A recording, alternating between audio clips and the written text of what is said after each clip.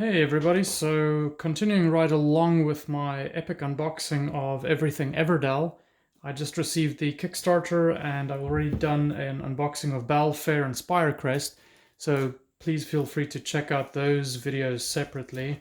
And the next one I want to do is Pearlbrook. I'm actually doing this backwards, I realized, but anyways, I'm already in this, so might just as well continue.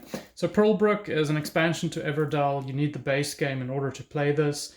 And the Everdell game is designed by James Wilson with artwork by Andrew Bosley and published by Starling Games. Essentially, the Pearlbrook expansion gives you another board that you can place on the side of the base game board, and it provides you additional resources and new critters that you can essentially use to go and create better buildings in Everdell. So it's for 1 to 4 players, ages 14 and up, and takes roughly 60 to 90 minutes to play. Okay, so let's get this opened up and see what's inside.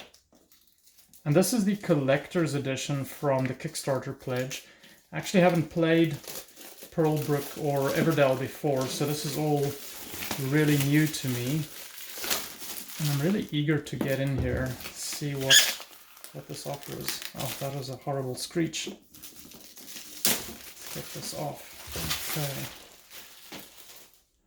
Okay, so if anybody has any tips on how to get these boxes to open up easily, I would love to hear them, because it is always so hard to get the lid off the first time. They're like suctioned on there.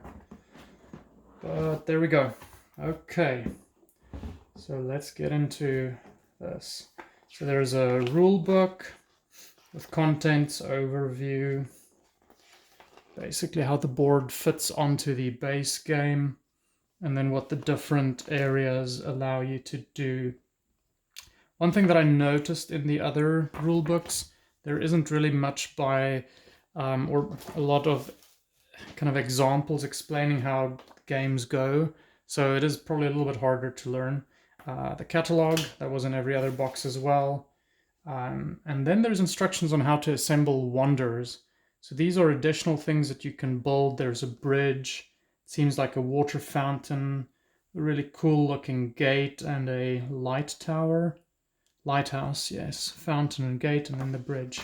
So these are probably the wonders that you can essentially end up building with the pearls that you get.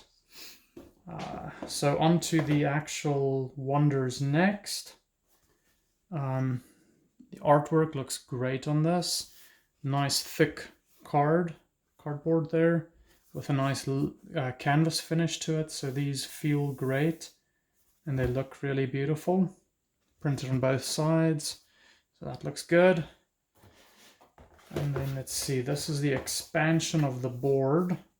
So you can see it is, I'm going to move it sideways. This is pretty big. So you're going to need quite a sizable table to be able to play the whole game. This is going to sit right next to your other base game, and then has different areas where you can place your workers to get different resources. Okay, so let's move that to the side. Again, as with all of the other boxes, there is a beautiful tray in here with everything perfectly kind of cut out to allow you to store everything. And it seems like they've got special grooves for the different parts of the wonders that you can build. So that's really interesting.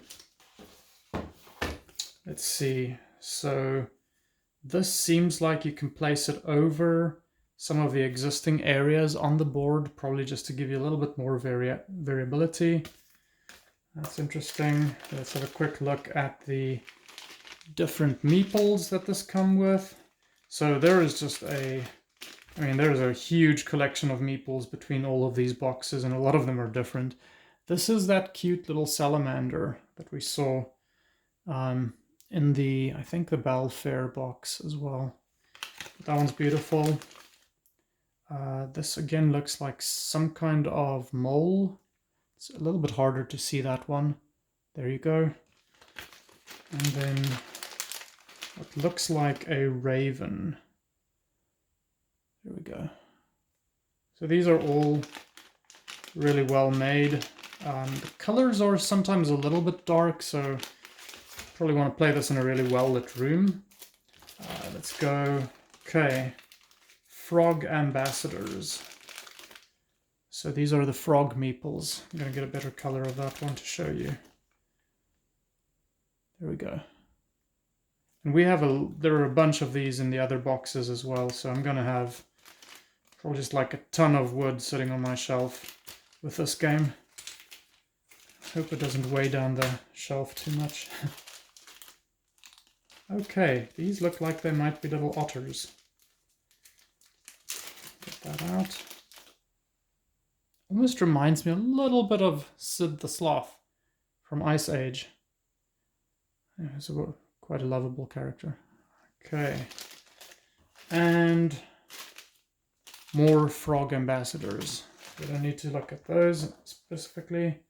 There's a score pad. Terry Hare's score pad. Okay. It's probably just to add on to score pads that they already had in Everdell. Pearls. A lot of pearls. And this is a new resource that you can collect. These actually look very realistic. So definitely kudos to Starling Games for just the realism and the quality of the components. This is beautiful. I can definitely see how people would be like, ooh, shiny, must get. Okay, let's see. And then decks of cards. So let's get this one opened up. Let's see what's in here. So these all seem like they go onto the water part of the board. So I've realized with the others,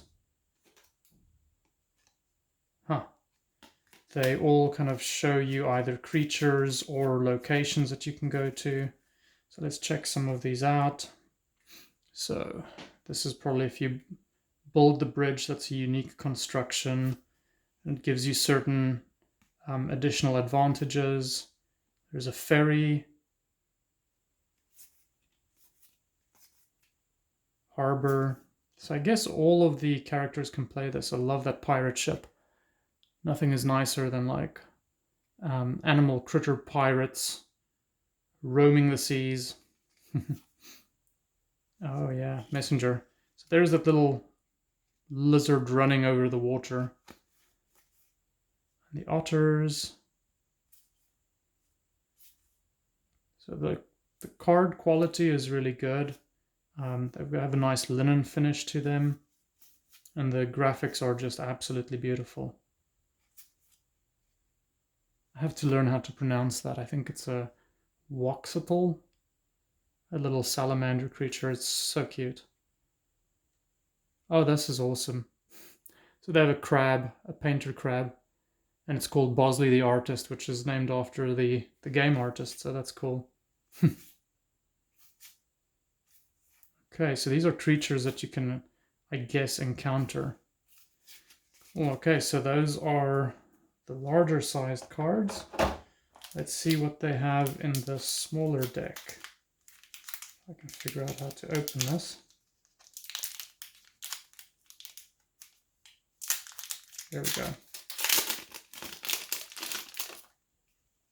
So again, on the back, these seem to be related to locations or buildings. Let's have a look. Oh, or maybe even articles that you can find. Compass, Gilded Book. And they each give you some kind of special ability or unique goal, not goal, well, unique item that you get.